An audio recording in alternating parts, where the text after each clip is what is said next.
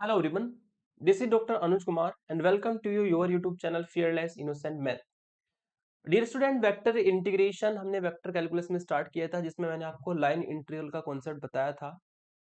आज के इस लेक्चर में हम डिस्कस करेंगे सरफेस इंटीग्रल और वॉल्यूम इंटीग्रल के बारे में। ठीक है, लाइन इंटीग्रल जो कि अलोंग द कर्व हम निकालते हैं वो लाइन इंटीग्रल बनता है। ठीक है, और सरफेस और वॉल्यूम इंटीग्रल को आज के इस लेक्चर में डिस्कस करेंगे। जैसे लाइन इंटीग्रल का यूज ग्रीन और स्टोक थ्योरम में होता है, सेम तरीके से सरफेस इंटीग्रल और वॉल्यूम इंटीग्रल को बेस माना जाता है गॉस डाइवर्जेंस थ्योरम के लिए और स्टोक की थ्योरम के लिए। तो लाइन इंटीग्रल वाला लेक्चर और ये वाला लेक्चर अगर आपको अच्छे से आता है तो ग्रीन गॉस स्टोक की थ्योरम में आपको कोई भी प्रॉब्लम नहीं आने वाली है। तो अच्छे से समझ के चलिएगा आज के इस लेक्चर को। तो वेक्टर इंटीग्रेशन में हम, ठीक है, सरफेस और वॉल्यूम इंटीग्रल को डिस्कस करेंगे, कॉन्सेप्ट डिस्कस करेंगे सरफेस इंटीग्रल का कैसे बनता है, कैसे सरफेस इंटीग्रल को फाइंड करते हैं। फिर हम जो है उसके एग्जांपल करेंगे सरफेस इंटीग्रल का, एक एग्जांपल बताऊंगा आपको केवल मैं समझाने के लिए। और कॉन्सेप्ट ऑफ वॉल्यूम इंटीग्रल का कॉन्सेप्ट आपको बताऊंगा और उसका एक एग्जांपल बताऊंगा। एक एक एग्जांपल क्यों बताऊंगा, क्योंकि ग्रीन गोस स्टोक थ्योरम में बहुत सारे एग्जांपल आप इसके सॉल्व करने वाले हैं, तो केवल कॉन्सेप्ट बता के आगे हम प्रोसीड कर जाएंगे। ठीक है, सबसे पहले बात करते हैं सरफेस इंटीग्रल की। सरफेस इंटीग्रल से पहले मैं आपको, जो मैंने लास्ट लेक्चर अपलोड किया था उसमें मैंने बताया था कि जो लाइन इंटीग्रल होता है, लाइन इंटीग्रल लाइन इंटीग्रल किसी कर्व सी के अबाउट में हमें फाइंड करना होता है और उसकी डेफिनेशन होती है एफ, जो कि वेक्टर पॉइंट फंक्शन होगा, dot D R, F dot D R. तो ये वाला जो इंटीग्रेशन होता है ये आपका लाइन इंटीग्रल बनता है जो कि किसी क्लोज कर्व सी के अबाउट में फाइंड करते हैं। बात करते हैं सरफेस इंटीग्रल की। सरफेस जो है, सरफेस इंटीग्रल हमेशा ध्यान रखना, सरफेस जो है आपका डबल इंटीग्रल में जाएगा, और डबल इंटीग्रल में जाएगा तो सिंपल सी बात है, डबल इंटीग्रल किसी सरफेस एस के ओवर में निकालना है। और एफ डॉट वहां पर लाइन के लिए आपने पोजीशन वेक्टर लिए थे आर कर्व के लिए, और यहां पर हम सरफेस के लिए लेते हैं डीएस। ठीक है, तो ये हमारी डेफिनेशन होती है सरफेस इंटीग्रल की। मतलब आपको करना क्या है, हर बार आपको जैसे लाइन इंटीग्रल में इसको फाइंड करना होता है ना, ऐसी सरफेस इंटीग्रल में हमें इसको फाइंड करना होता है। Double integral over the surface S, जो भी सरफेस दिया होगा, चाहे वो सरफेस आपका क्यूब का है, चाहे वो सरफेस आपका स्फीयर का है, कोई भी सरफेस आपको 3D में दिया है, तो उस सरफेस के अलोंग में आप डबल इंटीग्रल निकालेंगे F dot D S. Line में एफ डॉट डी आर होता है और सरफेस में F dot D S find करना होता है।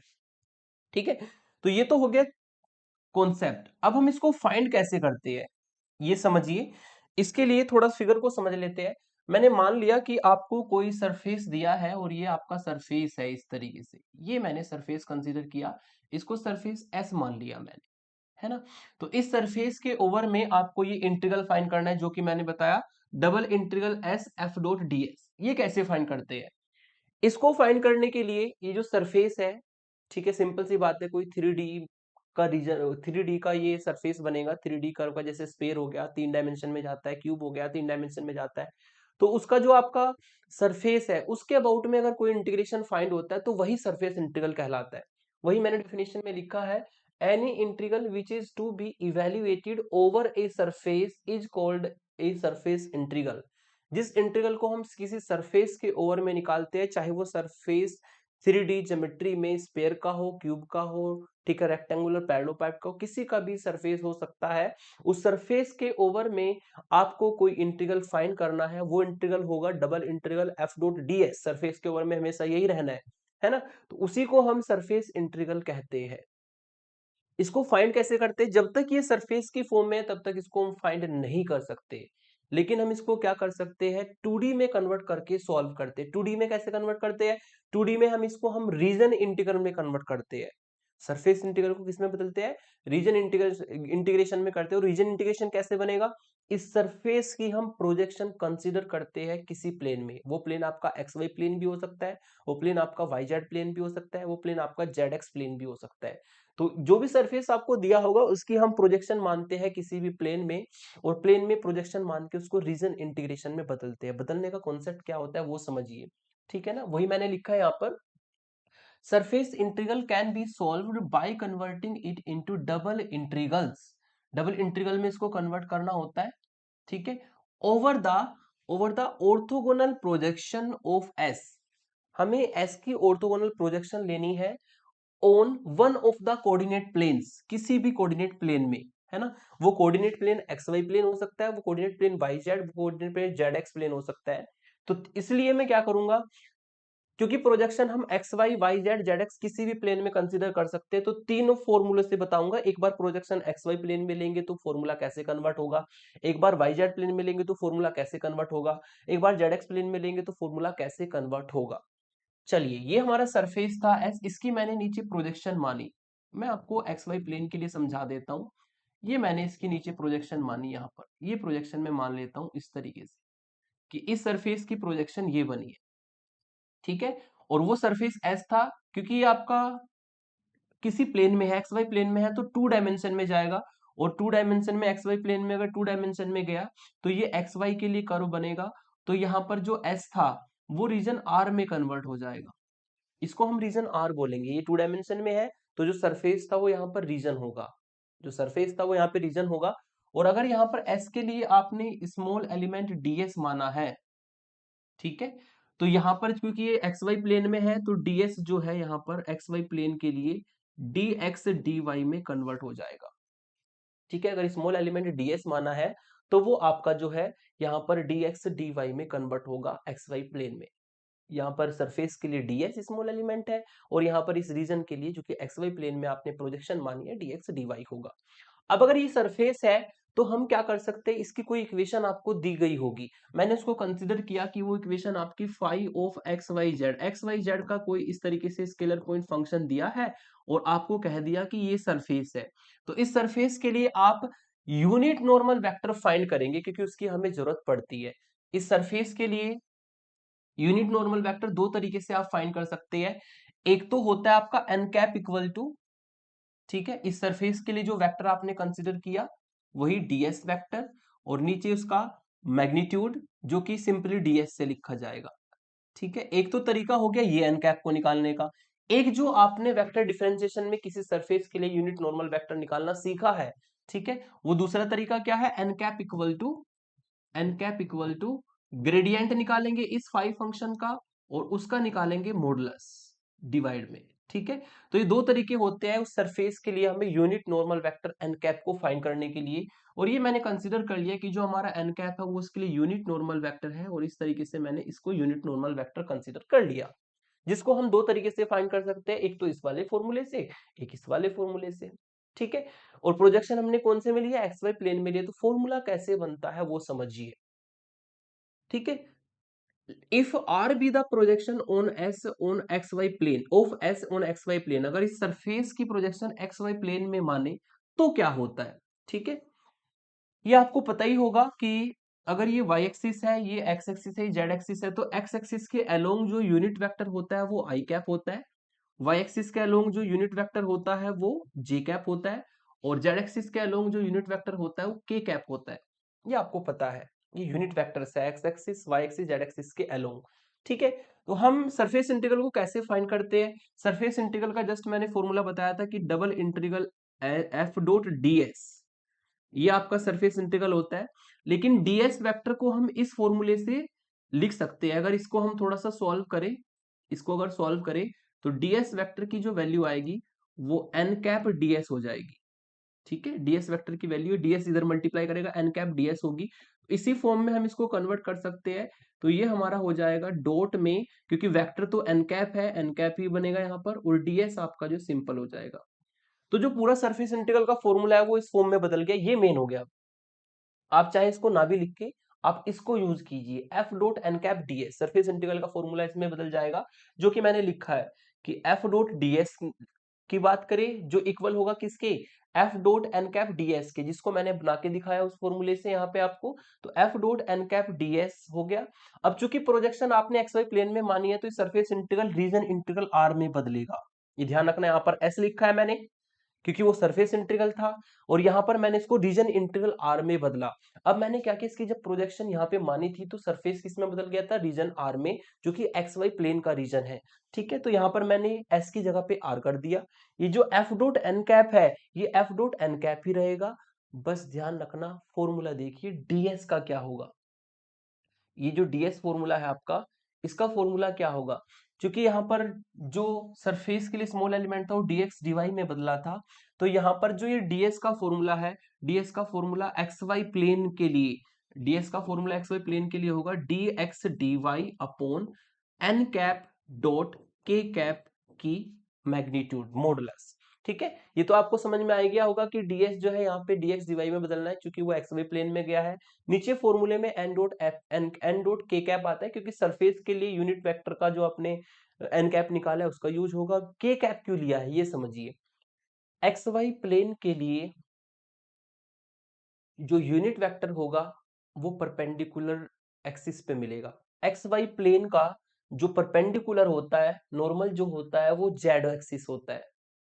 xy प्लेन का, जैसे कि किसी भी रूम को लीजिए, जैसे मैं अपने ये रूम लेता हूं, इस रूम में ये आपका एक्स है, ये वाई एक्सिस है, तो एक्स वाई नीचे प्लेन बन गया, तो जो ऊपर आपको ये ऊपर जाती हुई लाइन दिखेगी ये जेड एक्सिस का काम करेगी, और जेड एक्सिस जो है इस वाले प्लेन के लिए, जिस प्लेन पे मैं खड़ा हूं एक्स वाई प्लेन, इसके लिए जेड एक्सिस जो है परपेंडिकुलर नॉर्मल का काम करेगा, और नॉर्मल का काम करेगा तो उसके लिए यूनिट वेक्टर क्या होगा, वही जेड एक्सिस के अलोंग वाला के कैप। ठीक है, तो इसीलिए मैंने यहाँ पर जो नीचे लिखा है एन कैप की डॉट प्रोडक्ट किसके साथ, ये के कैप के साथ। के कैप क्यों लिया है, क्योंकि एक्स वाई प्लेन के लिए नॉर्मल जो है जेड एक्सिस होगा, परपेंडिकुलर जेड एक्सिस होगा, और जेड एक्सिस के अलोंग जो यूनिट वेक्टर होता है वो के कैप होता है। ठीक है, तो ये हमारा फॉर्मूला बदल गया रीजन इंटीग्रेशन में। इस तरीके से आप किसी भी सरफेस इंटीग्रल को रीजन इंटीग्रेशन में बदल करके डबल इंटीग्रेशन की हेल्प से बहुत इजीली सॉल्व कर सकते हैं। तो ये तो मैंने प्रोजेक्शन मानी थी, एक्स वाई प्लेन के लिए मैंने प्रोजेक्शन को समझा दिया। सेम तरीके से आप प्रोजेक्शन अगर वाई जेड प्लेन में मानते हैं तो क्या होगा, फॉर्मूला वही रहेगा एफ डॉट डी एस, यहाँ पर F dot N cap D S बन जाएगा एज यूजुअल जैसे बताया था अभी। ठीक है, F dot N cap same रहता है, जो कि प्रोजेक्शन वाई जेड प्लेन में है, तो डीएस की वैल्यू होगी D Y D Z, Y Z plane के लिए डी वाई डी जेड, और नीचे एन कैप की डॉट प्रोडक्ट होगी आई कैप के साथ, क्योंकि जो वाई जेड प्लेन होगा, जो वाई जेड प्लेन होगा उसके लिए परपेंडिकुलर काम करेगा एक्स एक्सिस, और एक्स एक्सिस के लिए यूनिट वेक्टर होता है आई कैप, तो यहाँ पर एन की डॉट प्रोडक्ट आई कैप के साथ हो जाएगी। सेम तरीके से तीसरा, अगर प्रोजेक्शन को जेड एक्स प्लेन में माने तो पूरा सरफेस इंटीग्रल आपका ये रीजन इंटीग्रेशन में बदलता है। जेड एक्स प्लेन के लिए डीएस की वैल्यू होगी डी जेड डी एक्स, और नीचे एन डॉट जे कैप, क्योंकि जे कैप जो है जेड एक्स प्लेन के लिए यूनिट वेक्टर का काम करेगा, यूनिट नॉर्मल का काम करेगा। ठीक है, तो यहाँ पे जे कैप, तो तीनों में से कोई भी आप प्रोजेक्शन लेकर के कंसीडर कर सकते हैं, लेकिन ध्यान रखना 99% क्वेश्चन हम इसी से सॉल्व करते हैं, क्योंकि इसी से आपका कॉन्सेप्ट सही समझ में आ जाता है आपको। ठीक है, हम क्या करेंगे, हर बार प्रोजेक्शन एक्स वाई प्लेन में कंसीडर कर लेंगे, और एक्स वाई प्लेन में कंसीडर करके ये फॉर्मूला हमारा चलेगा जो मैंने लिखा है, फॉर्मूले को याद कर लीजिएगा, समझ में आपको आ गया होगा। कैसे अप्लाई करना है एग्जाम्पल से समझते हैं। एग्जाम्पल आपको दिया है कि इवेल्युएट, ये इंटीग्रल आपको फाइंड करना है, सरफेस इंटीग्रल है, एस लिखा है यहाँ पर, और डॉट डीएस लिखा है, तो ऑब्वियसली सरफेस इंटीग्रल है। Where S is the surface of the sphere, इस स्फीयर का सरफेस है। ठीक है, इन द फर्स्ट ऑक्टेंट, और ध्यान रखना पूरे स्फीयर के सरफेस की बात नहीं कर रहा हूं, इस स्फीयर का जो फर्स्ट ऑक्टेंट में, ठीक है, सरफेस बनेगा केवल उसकी बात कर रहे हैं, उसके ओवर में आपको ये सरफेस इंटीग्रल फाइंड करना है। ठीक है, केवल फर्स्ट ऑक्टेंट में लेना है, तो इसको हम पहले सॉल्व करने के लिए लिख लेते हैं, सॉल्व करते हैं इसको हम। ठीक है, ये जो वेक्टर दिया है आपको, इसको एफ कंसीडर कर लेता हूं, लेट जो वेक्टर है एफ आपका, वो हमने कंसीडर किया, जो दिया है Y Z I cap plus Z X J cap plus X Y K cap, ये तो हो गया एफ वेक्टर की वैल्यू। ये भी आप जानते हैं डीएस है। ठीक है, इसके लिए आप एन कैप निकालेंगे तो वही फॉर्मूला जो भी बताया था, डीएस वेक्टर और अपॉन उसका मैग्नीट्यूड। ठीक है, जिससे आप डीएस वेक्टर की अगर वैल्यू निकालेंगे तो आपको एन कैप डीएस मिलेगा। ठीक है, ये भी आपको पता लग गया। इसको हम दोनों चीजों को, इसको इक्वेशन 1 डालते हैं, इसको इक्वेशन 2 डालते हैं, जहां पे यूज होगा कर लेंगे। अब हमें उठाना है सरफेस, सरफेस आपको दिया है गिवन, गिवन सरफेस, और ये सरफेस दिया है केवल फर्स्ट ऑक्टेंट में, इन फर्स्ट ऑक्टेंट, ये केवल फर्स्ट ऑक्टेंट में दिया है, तो सरफेस को हम लेट कर लेते हैं हाँ ये गिवन है आपको X square plus Y square plus Z square equal to A square. केवल ये फर्स्ट ऑक्टेंट में स्क्वायर का पोर्शन लेना है, तो इसको पहले हम लेट करते हैं फाई के बराबर, X square plus Y square plus Z square minus A square equal to 0। इसको हम डाल देते हैं इक्वेशन नंबर, कोई इक्वेशन डाल देते हैं, इसको इक्वेशन नंबर डाल देते हैं 3। ठीक है, अब हमें इसके लिए यूनिट वेक्टर निकालना है। यूनिट वेक्टर निकालने का वही फॉर्मूला, देयरफॉर एन कैप जो है वो ग्रेडियंट फाई अपॉन उसके मैग्नीट्यूड के बराबर होता है। ठीक है, तो ग्रेडियंट फाई निकालेंगे। ग्रेडियंट फाई का फॉर्मूला होता है आपका, ग्रेडियंट फाई का फॉर्मूला होता है, यहां पे लिख देता हूं, I cap del phi upon del X plus J cap del phi upon del Y plus K cap del phi upon del Z.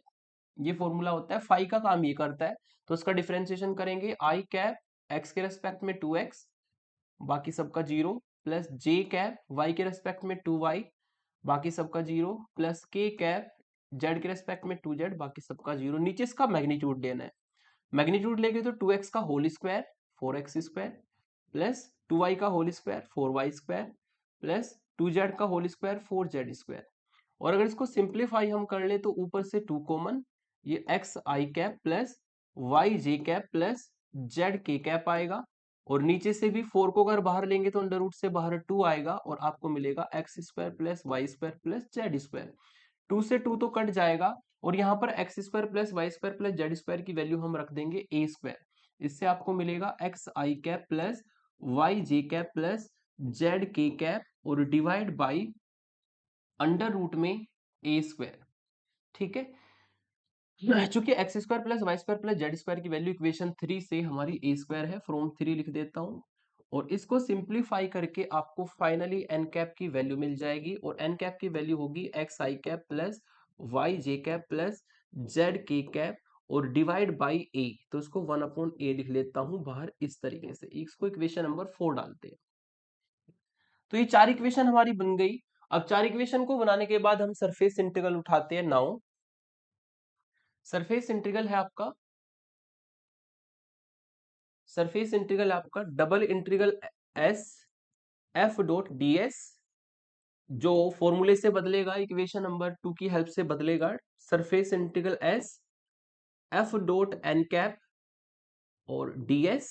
ठीक है, अब हम क्या करते हैं, प्रोजेक्शन को हम एक्स वाई प्लेन में लेते हैं, लेट एक्स वाई प्लेन में ही ले लेते हैं प्रोजेक्शन को, let projection projection in X Y plane, projection of sphere लिखते हो, ऑफ स्पेयर। ठीक है, स्पेयर की जो प्रोजेक्शन है फर्स्ट ऑक्टेंट में वो हमने एक्स वाई प्लेन में ली। तो देन डीएस का फॉर्मूला आप जानते हैं, डीएस का फॉर्मूला होगा आपका एक्स वाई प्लेन के लिए डी एक्स डी वाई और अपॉन में एन डॉट के कैप। ठीक है, जैसा कि अभी पिछली स्लाइड में बताया था, तो यहां पर इसकी वैल्यू रख देंगे, double integral F dot N cap और डीएस की वैल्यू होगी D X D Y upon N dot K cap का मॉडुलस। अब हमें दो चीजें निकालनी है, एक तो आपको एफ की डॉट प्रोडक्ट एन कैप के साथ करनी है और एक आपको एन की डॉट प्रोडक्ट के साथ करनी है। तो डबल इंटीग्रल एफ, एफ की प्रोडक्ट, एफ आपको दिया है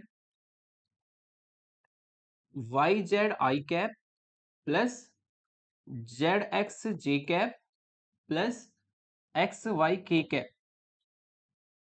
की डॉट प्रोडक्ट करनी है एन कैप के साथ। एन कैप हमने निकाला है एक्स अपॉन ए आई कैप, एक्स अपॉन ए आई कैप प्लस वाई अपॉन ए जी कैप प्लस जेड अपॉन ए के कैप। तो एफ डॉट एन कैप की वैल्यू रखी, फिर डी एक्स डी वाई और नीचे जो मैग्नीट्यूड है उसमें भी आपने एन कैप की वैल्यू रखी। एन कैप की वैल्यू एक्स अपॉन ए आई कैप प्लस वाई अपॉन ए जी कैप और प्लस जेड अपॉन ए के कैप की डॉट प्रोडक्ट के कैप के साथ। अब वही डॉट प्रोडक्ट का कॉन्सेप्ट लगाएंगे, आप जानते हैं ये जो सरफेस इंटीग्रल था, ये फॉर्मूला जब लग जाएगा तो ये रीजन इंटीग्रल में बदल जाएगा। तो यहां पे मैं लिख देता हूं आर। अब क्योंकि आपने जो प्रोजेक्शन मानी है वो एक्स वाई प्लेन में मानी है। Sorry,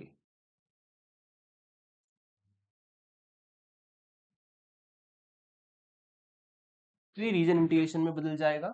late R be the projection of sphere in X Y plane. तो आर ये रीजन इंटीग्रेशन में बदल जाएगा। तो रीजन इंटीग्रेशन में जब बदलेगा इसको सॉल्व कर लेते हैं। तो डबल इंटीग्रल आर, यहाँ पे जब इसकी डॉट प्रोडक्ट निकालेंगे तो आई डॉट आई से 1 बनेगा, जे डॉट जे से 1 बनेगा और के डॉट के से 1 बनेगा। ठीक है, ठीक है। और वाई जेड मल्टीप्लाई करेगा एक्स अपॉन ए के साथ, क्योंकि आई का कंपोनेंट आई के साथ मल्टीप्लाई करता है। तो यहां से आपको मिलेगा एक्स वाई जेड अपॉन ए। ऐसे यहां से आपको मिलेगा जे का कंपोनेंट जे के साथ जब करेगा तो x Y Z upon A, और प्लस ऐसे यहाँ पे x Y Z upon A. ठीक है। और यहां से आपको जब के डॉट के की वैल्यू निकालेंगे तो 1 आएगा, और बाकी आई डॉट के और जे डॉट के 0 होता है, तो इनसे दोनों से 0 मिलेगा। तो यहां से आपको मिलेगा जेड अपॉन ए। ठीक है। अब इसको फाइनली सॉल्व कर लेते हैं। तो इसको सॉल्व जब करेंगे तो ये डबल इंटीग्रल आर, और यहां से आपको मिलेगा 3xyz, 3 को मैं बाहर ले लेता हूं, X Y Z upon A, और यहाँ पे D X D Y upon Z upon A. ठीक है। तो जेड से तो जेड कट जाएगा और ए से ए कट जाएगा। तो फाइनली जो इसको सॉल्व करके आपको मिलेगा उसको मैं इधर लिख देता हूं यहाँ पर। इसको सॉल्व करके आपको मिलेगा 3 बाहर, और डबल इंटीग्रल एक्स वाई और डी एक्स डी वाई। ठीक है। अब आपको इस इंटीग्रेशन को सॉल्व करना है, डी एक्स डी वाई।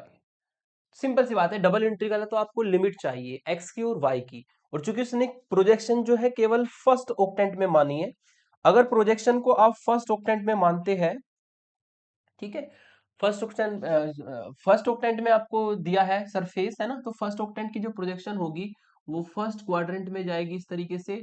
और जब स्पेयर का आप प्रोजेक्शन लेंगे फर्स्ट क्वाड्रेंट में तो वो एक सर्कल बनेगा इस तरीके से, और इस सर्कल में जेड 0 हो जाएगा। तो ये आपकी सर्किल की इक्वेशन होगी X square plus Y square equal to A square. और यहाँ पर ये पॉइंट होगा ओरिजिन 0 0, इसको मैं मान लेता हूँ ए, ये आपका a कोमा 0 होगा, और ये पॉइंट होगा रेडियस के अकॉर्डिंग 0 कोमा a। ठीक है, इसको b पॉइंट मान लेता हूं। तो आपको इस डबल इंटीग्रेशन के लिए दो लिमिट चाहिए, एक x की एक y की। ठीक है, किसको कौन एक लिमिट रखनी होती है कांस्टेंट फॉर्म में, एक लिमिट रखनी होती है वेरिएबल फॉर्म में, जैसे कि आपने डबल इंटीग्रल का कॉन्सेप्ट सीख रखा है बहुत अच्छे से। तो x की लिमिट को या y की लिमिट को किसी को भी आप कांस्टेंट ले सकते हैं, नो प्रॉब्लम। तो यहाँ पे मैंने क्या किया, यहाँ पे मैंने पहले x की लिमिट को कांस्टेंट रखा है। x की लिमिट जाएगी 0 से a। ठीक है, this will be equal to x की लिमिट जाएगी 0 से a, और y की लिमिट के लिए स्ट्रिप डालेंगे, स्ट्रिप जाएगी कुछ इस तरीके से, ये स्ट्रिप होगी आपकी। y इक्वल टू 0 से स्टार्ट होगा, और जब y की वैल्यू निकालेंगे सर्कल से, अपर लिमिट इसकी इस सर्कल पे जाएगी, तो y की लिमिट अपर निकालेंगे तो पॉजिटिव में अंडर रूट ए स्क्वायर माइनस एक्स स्क्वायर आएगा। ठीक है, तो y की लिमिट होगी 0 से अंडर रूट ए स्क्वायर माइनस एक्स स्क्वायर। और इसी के अकॉर्डिंग चूंकि हमने लिमिट पहले वेरिएबल रखी है और फिर हमने जो लिमिट है वो कांस्टेंट रखी है, तो डी वाई को पहले रख देंगे फिर डी एक्स रख देंगे अकॉर्डिंग टू दिस लिमिट। यानी कि अब पहले इंटीग्रेशन वाई के रेस्पेक्ट में होना है, जब वाई के रेस्पेक्ट में करेंगे तो एक्स की लिमिट भी कांस्टेंट होगी और एक्स भी कांस्टेंट होगा। वाई का इंटीग्रेशन हो जाएगा वाई स्क्वायर अपॉन 2, और लिमिट जाएगी 0 से अंडर रूट ए स्क्वायर माइनस एक्स स्क्वायर, और यहाँ पे आपका बचेगा डी एक्स। अब इसमें लिमिट रख देंगे, तो 3x की लिमिट 0 से a, x ऑलरेडी है, और यहाँ पर आपको वाई स्क्वायर यानी कि ये आपको देगा A square minus X square upon 2, और लोअर लिमिट रखने पे 0, और ये dx।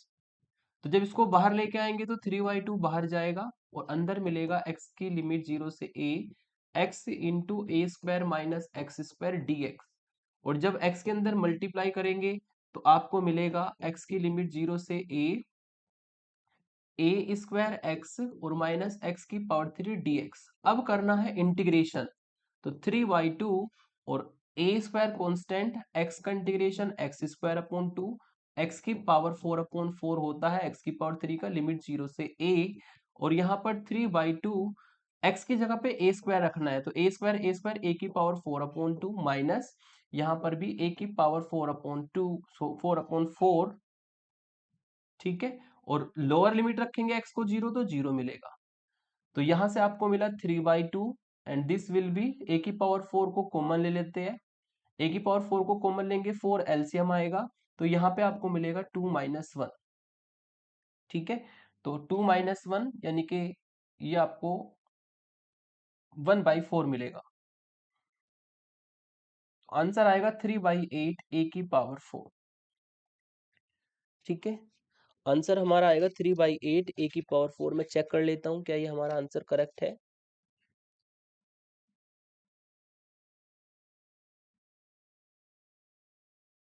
यस, ये आंसर हमारा करेक्ट है, ठीक है। तो इस तरीके से आप क्या कर सकते हैं, सरफेस इंटीग्रल को रीजन इंटीग्रेशन में बदल करके सॉल्व कर सकते हैं। डबल इंटीग्रेशन का यूज होता है, जो कि आपने यूनिट 4 में पढ़ा होगा अच्छे से। तो इसको आगे यूज करेंगे हम गॉस में और स्टोक थ्योरम में, है ना। अब चलते हैं वॉल्यूम इंटीग्रल। वॉल्यूम इंटीग्रल जिसको हम यूज करते हैं गॉस की डाइवर्जेंस थ्योरम में। जैसे आपने देखा कि कर्व के अबाउट निकाले तो लाइन इंटीग्रल, सरफेस के अबाउट निकाले तो सरफेस इंटीग्रल, और 3D में अगर कोई आपको शेप दिए, चाहे वो स्पेयर की हो, चाहे क्यूब की हो, रेक्टेंगुलर पैरेललोपाइप की हो, अगर उसके वॉल्यूम के ओवर में इंटीग्रल निकलेगा, ठीक है, जिसमें तीनों वेरिएबल इंक्लूड होते हैं, एक्स भी, वाई भी, जेड भी, ठीक है, तो वॉल्यूम के ओवर में अगर कोई इंटीग्रल निकलेगा तो वो हमारा वॉल्यूम इंटीग्रल कहलाएगा। जैसे कि मैंने यहाँ पर लिखा है, an integral which is to be evaluated over a volume is called a volume integral, वो वॉल्यूम इंटीग्रल कहलाता है। फिर वॉल्यूम इंटीग्रल जो है एक तरह से ट्रिपल इंटीग्रल जाएगा, क्योंकि इसमें तीनों वेरिएबल जाएंगे, एक्स भी, वाई भी, जेड भी, है ना, लेंथ, विड्थ, हाइट, तीन वेरिएबल जाएंगे, है ना। तो अगर v आपका वॉल्यूम है bounded by the surface, then the triple integral, ठीक है। ट्रिपल इंटीग्रल की हेल्प से इसको निकालते हैं, और इसमें दो तरीके से निकाल सकते हैं, या तो आपको कोई स्केलर फंक्शन दिया हो फाई, जो कि खाली एक्स वाई जेड का फंक्शन हो, और वॉल्यूम के अबाउट में आप ट्रिपल इंटीग्रल लेके dx dy dz तीन बार इंटीग्रेशन करेंगे तीनों वेरिएबल के रेस्पेक्ट में, या आपको f जो है यहाँ पे जिसका इंटीग्रेशन करना है, वेक्टर पॉइंट फंक्शन भी दिया जा सकता है। वेक्टर पॉइंट फंक्शन दिया जाएगा तो वेक्टर की फॉर्म में इस तरीके से आपका dx dy dz चलेगा साथ में, और इंटीग्रेशन करेंगे तो उसमें ये वाला वॉल्यूम इंटीग्रल तो कहलाता है आपका स्केलर वॉल्यूम इंटीग्रल, और ये वाला वेक्टर जो वेक्टर पॉइंट फंक्शन के लिए ये वाला कहलाता है वेक्टर वॉल्यूम इंटीग्रल। तो दोनों तरीके से वॉल्यूम इंटीग्रल को फाइंड किया जा सकता है, स्केलर पॉइंट फंक्शन के इंटीग्रेशन से भी फाइंड किया जा सकता है, और वेक्टर पॉइंट फंक्शन के इंटीग्रेशन से भी फाइंड किया जा सकता है। एग्जाम्पल से समझते हैं। एग्जाम्पल आपको दिया है कि एक एफ वेक्टर है, then evaluate the surface, evaluate the volume integral, sorry, evaluate the volume integral. ये आपको इंटीग्रल फाइंड करना है, डेल डॉट वी जो कि डाइवर्जेंस होता है, डाइवर्जेंस निकालना है एफ का, और डीवी ये इंटीग्रल फाइंड करना है, और where V is bounded by the planes, V plane इन प्लेन से बाउंडेड है, x0 y0 z0, और ये प्लेन आपको दिया है। तो सॉल्यूशन इसका हम करते हैं। सॉल्यूशन में, ठीक है, आपको दिया है एफ वेक्टर, और इस एफ वेक्टर की जो वैल्यू है वो आपको दी है 2x² - 3z - 2xy और -4x। हमें निकालना पड़ेगा इसका divergence, then del dot F निकाल लेते हैं। डेल डॉट एफ का मतलब डाइवर्जेंस, और डाइवर्जेंस निकालने के लिए आप जानते हैं कि डेल के component i del upon del X, plus definition से डेल की वैल्यू रख देंगे कि डॉट प्रोडक्ट करनी एफ के साथ, जो एफ लिखा है 2x² - 3z - 2xy और -4x। डॉट प्रोडक्ट जब करेंगे तो डेल आई के साथ आई का कंपोनेंट यानी कि डेल अपॉन डेल एक्स जो है वो जाएगा 2x² - 3z के साथ, फिर प्लस ये डेल अपॉन डेल एक्स है, डेल अपॉन डेल वाई है, और ये डेल अपॉन डेल जेड है, ठीक है। इसको मैं सही कर देता हूं।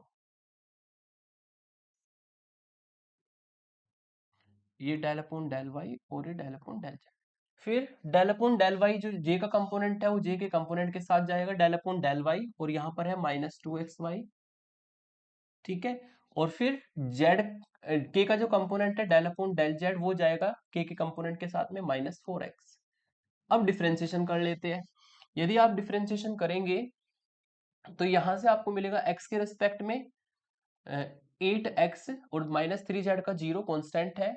फिर y के रेस्पेक्ट में -2x y का 1 हो जाएगा, और फिर वहां पे करेंगे तो आपको मिलेगा z के रेस्पेक्ट में 0, 8x -2x जो कि आपको 6x के बराबर मिलेगा, और ये वैल्यू हो जाएगी डाइवर्जेंस f की, ठीक है।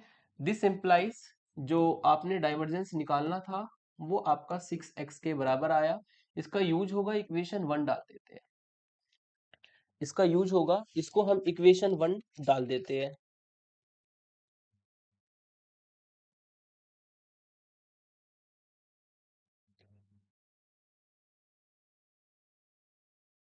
एक मिस्टेक हो गई, यहाँ पर जब डिफरेंशिएशन करेंगे तो 2x² का 2x होगा, एक 2 पहले से है तो ये 4x आएगा, है ना, हाँ ये 4x आएगा।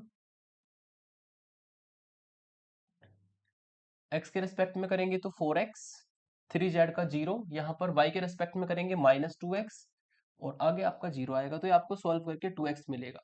अब हम वॉल्यूम इंटीग्रल को उठा लेते हैं। नाउ वॉल्यूम इंटीग्रल आपको फाइंड करना है डेल डॉट v dv, ठीक है, जो कि dv बदल जाएगा यहाँ पर, तीन वेरिएबल वही dx dy dz की फॉर्म में, ये वैल्यू होगी 2x, और dv आपका रहेगा dx dy dz की फॉर्म में। यानी कि आपको इस ट्रिपल इंटीग्रल को सॉल्व करना है। टू को पहले ही बाहर निकाल लेते हैं, है ना। टू को यदि बाहर निकालेंगे, टू को यदि बाहर निकालेंगे तो आप लिमिट चाहिए अब आपको, ठीक है, लिमिट चाहिए, x अंदर रहेगा। अब इसमें ना x y z की लिमिट तो आपको लोअर दी है 0 0 0, और आपको प्लेन दिया है, प्लेन दिया है 2x plus 2y plus Z equal to 4। तो ट्रिपल इंटीग्रल की लिमिट निकालने का कॉन्सेप्ट मैंने बताया था कि z की लिमिट को xy की फॉर्म में रखा जाता है, पूरे कर्व से निकलेगी। तो z की लोअर वैल्यू आपको दी है 0, अपर वैल्यू के लिए यहां से z को सॉल्व कर लो। अगर z को सॉल्व करेंगे तो 4 - 2x - 2y आपको मिलेगा, ठीक है। 4 - 2x - 2y, यहाँ पे लिख देता हूँ 4 - 2x - 2y। तो z की लिमिट चूंकि हमने पहले रखी है तो dz पहले आ जाएगा। और z के लिए ध्यान रखना पूरे कर्व से हमें निकालनी होती है, x y दोनों वेरिएबल उसमें होते हैं। फिर हम निकालते हैं लिमिट y की लोअर लिमिट आपको गिवन है 0 से, तो y की लिमिट 0, y की लिमिट में एक वेरिएबल कम हो जाता है, y की लिमिट x की फॉर्म में होती है, ठीक है। z की लिमिट x y दोनों की फॉर्म में होगी, फिर y वेरिएबल कम हो जाएगा, और y की लिमिट आपकी जो x की फॉर्म में होगी, x की फॉर्म में होगी तो हमें z को 0 रखना पड़ेगा। यदि आप इसमें z को 0 पुट करते हैं तो आपको मिलेगा 2x plus 2y equal to 4, और आपको मिलेगा x plus Y equal to 2, और y की वैल्यू आएगी आपकी 2 माइनस एक्स, यानी कि y की जो अपर लिमिट है वो 0 से स्टार्ट होकर के 2 माइनस एक्स अपर लिमिट तक जाएगी। फिर एक वेरिएबल और कम हो जाएगा, x की लिमिट निकालेंगे तो आपकी x की लिमिट लोअर तो दी है 0, x की लिमिट जो लोअर लिमिट दी है वो 0 है। अपर लिमिट निकालने के लिए इसमें y और z दोनों को 0 पुट किया जाएगा, ठीक है। पुट y 0 और z 0, तो यहां से आपको मिलेगा 2x इक्वल टू 4, और इससे आपको मिलेगा x की वैल्यू 2, ठीक है। तो इस तरीके से हम x की लिमिट को निकाल सकते हैं 0 से लेकर के 2। तो ये ट्रिपल इंटीग्रेशन में लिमिट निकालने का कॉन्सेप्ट आपको बता रखा है, क्योंकि हमने z की लिमिट पहले रखी है तो z dz पहले आएगा, फिर y की रखी है तो dy बाद में आएगा, और फिर आपने x रखा है तो dx आएगा। इसको लिमिट के अकॉर्डिंग अरेंज कर लेंगे। ऐसा जरूरी नहीं है कि z की ही दो वेरिएबल में निकालनी है, आप y की भी दो वेरिएबल में निकाल सकते हैं, ठीक है। आंसर लास्ट में सेम ही आता है, नो प्रॉब्लम, ठीक है। तो अब यहाँ पर आपको क्या करना है, z की लिमिट को दो वेरिएबल x y की फॉर्म में रखना है, फिर y की लिमिट को एक वेरिएबल x की फॉर्म में रखना है, और एक लिमिट को हमेशा कांस्टेंट रखा जाता है by the definition of triple integral. अब पहले इंटीग्रेशन z के रेस्पेक्ट में होगा, z के रेस्पेक्ट में होगा तो ये जो x की लिमिट है कांस्टेंट होगी, y की लिमिट जो है वो कांस्टेंट होगी, ठीक है। और यहाँ पर x जो है ये भी कांस्टेंट होगा z के रेस्पेक्ट में, और 1 का इंटीग्रेशन हो जाएगा, 1 का इंटीग्रेशन होगा z, और z की लिमिट है 0 से 4 माइनस 2x माइनस 2y, और यहाँ पे बचा dy dx। ठीक है, अब z की जब अपर लिमिट रखेंगे, लोअर लिमिट रखेंगे, तो इससे आपको मिलेगा x की लिमिट 0 से 2, y की लिमिट 0 से 2 माइनस x, एंड x पहले से बाहर है, इनटू में आ जाएगा 4 माइनस 2x माइनस 2y, ये आपका आ जाएगा। लोअर लिमिट से आपको 0 मिलेगा dy dx। ठीक है, इसमें से जो कॉमन आ सकता है बाहर ले लेंगे, इसमें से 2 कॉमन आ जाएगा, आप देख सकते हैं यहां से 2 कॉमन लेंगे तो आपको मिलेगा बाहर तो 4 मिलेगा, x की लिमिट हो जाएगी 0 से 2, और y की लिमिट हो जाएगी 0 से 2 माइनस एक्स। ठीक है, 2 कॉमन लेंगे तो यहाँ पे बचेगा 2 माइनस एक्स माइनस वाई, और बाहर बचा x, तो x के अंदर मल्टीप्लाई करेंगे, इससे आपको मिलेगा 2x minus X square, 2x minus X square, और माइनस एक्स वाई, 2 मैं पहले ही बाहर ले चुका हूं, dy dx। अब इसका ये डबल इंटीग्रल बन गया। अब यहाँ पर हम y के रेस्पेक्ट में इसका इंटीग्रेशन करेंगे। y के रेस्पेक्ट में इसका इंटीग्रेशन करने के लिए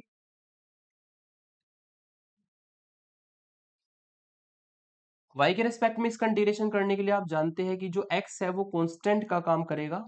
ठीक है, तो 4 आपका बाहर, x की लिमिट 0 से 2, और यहाँ पर जो x है वो कांस्टेंट का काम करेगा, यानी कि जो 2x माइनस एक्स स्क्वायर है ये सारा कांस्टेंट है, यहाँ पर 1 का इंटीग्रेशन होगा, है ना, और 1 का इंटीग्रेशन होता है y। ठीक है, फिर माइनस यहाँ पे x कांस्टेंट है और y का इंटीग्रेशन होगा वाई स्क्वायर अपॉन 2, और इसकी लिमिट होगी 0 से 2 माइनस एक्स, और बाहर बचेगा dx। ठीक है, अब यहाँ पे 4 पहले से ही बाहर चल रहा है, x की लिमिट 0 से 2, एंड दिस विल बी पहले अपर लिमिट 2 माइनस एक्स रखेंगे तो 2x minus X square into 2 minus X, फिर minus X into 2 minus X का होल स्क्वायर अपॉन 2, और फिर लोअर लिमिट रखेंगे y को 0 तो आपको 0 ही मिलेगा। तो ये पूरा इंटीग्रेशन आपका सिंगल इंटीग्रेशन में कन्वर्ट होगा, जो कि x की फॉर्म में आ जाएगा। ठीक है, जो कि x की फॉर्म में आएगा। अब आपको क्या करना है, इसको सिंप्लीफाई कर लेना है। ठीक है, इसको सिंप्लीफाई करके मैं डायरेक्ट लिखता हूं, क्या मिलेगा, 2 बाहर बचेगा, है ना, x की लिमिट 0 से 2 आपकी बनेगी, और इसको सारे को, इसको मल्टीप्लाई इसके साथ करना, यहाँ पे होल स्क्वायर करके सॉल्व करना एलसीएम लेकर के, तो इसको सारे को सॉल्व करके x की पावर 3 माइनस 4x स्क्वायर और प्लस 4x आपको मिलेगा इनटू में dx। ठीक है, ये मैंने डायरेक्ट लिखा है, इसको आप ध्यान रखिएगा, 4x, यस 2 माइनस एक्स, और ये 2x स्क्वायर 2 माइनस एक्स, और x माइनस एक्स का होल स्क्वायर। ठीक है, अब आपको जो है इसको x के रेस्पेक्ट में इंटीग्रेट कर देना है। x के रेस्पेक्ट में अगर इसको इंटीग्रेशन करेंगे तो 2 तो बाहर रहेगा, x की पावर 3 का होगा x की पावर 4 अपॉन 4, माइनस 4x के स्क्वायर का x की पावर 3 अपॉन 3, और प्लस 4x स्क्वायर अपॉन 2, और लिमिट होगी 0 से 2। ठीक है, फिर इसमें x को 2 रखेंगे तो आपको मिलेगा 2 4 8 16। ठीक है, यहाँ पे आपको मिलेगा 2 4 8 32 अपॉन 3, और प्लस यहाँ पे आपको मिलेगा 16 अपॉन 2, और लोअर लिमिट से 0 मिलेगा। ठीक है, अब इसको आप सिंप्लीफाई कर लीजिएगा, है ना, इसको सिंप्लीफाई करके आपको मिलेगा 16 तो कॉमन ले लो बाहर, है ना, 16 को कॉमन लेने पर यहाँ पर जो बचेगा वो बचेगा 1 अपॉन 4 माइनस 2 अपॉन 3, और प्लस, या इसको तो डायरेक्टली भी सॉल्व कर सकते हैं, डायरेक्ट इसको काट देते हैं, 2 बाहर है ना, ये आपका कट जाएगा तो 4 बचेगा, ये यहाँ पे माइनस 32 अपॉन 3 बचेगा, और ये 8 बचेगा। ठीक है, और इससे आपको मिलेगा 2 बाहर, 8 और 4 12 माइनस 32 अपॉन 3। ठीक है, और यहाँ से आपको मिलेगा 2 इंटू 3 एलसीएम, और 12 मल्टीप्लाई 3 36 माइनस 32, एंड ये मिलेगा आपको 4 upon 3 into 2, and after solving 8 upon 3 इसका फाइनल आंसर आएगा। तो जब भी वॉल्यूम इंटीग्रल की बात होगी, ठीक है, तो उसमें आपको ट्रिपल इंटीग्रेशन में जानना है और ट्रिपल इंटीग्रेशन का कॉन्सेप्ट मैंने आपको बता दिया, ठीक है। और वॉल्यूम इंटीग्रल का काफी ज्यादा यूज है गॉस की डाइवर्जेंस थ्योरम में, क्योंकि गॉस की डाइवर्जेंस थ्योरम में हर क्वेश्चन में वॉल्यूम इंटीग्रल का यूज होना है। इसके मैंने होम असाइनमेंट इसलिए नहीं दिए क्योंकि आगे जब ग्रीन गॉस स्टोक्स थ्योरम आएगी सब में यही लाइन इंटीग्रल, यही आपका सरफेस इंटीग्रल, यही आपका वॉल्यूम इंटीग्रल चलेगा। तो इसके एग्जाम में क्वेश्चन कम आते हैं, लेकिन ध्यान रखना यूज बहुत है आगे, तीनों की तीनों इंपॉर्टेंट थ्योरम में यूज बहुत है। तो नेक्स्ट वीडियो लेकर के आता हूं जिसमें मैं आपको बताऊंगा Green theorem in the plane. Thank you for watching.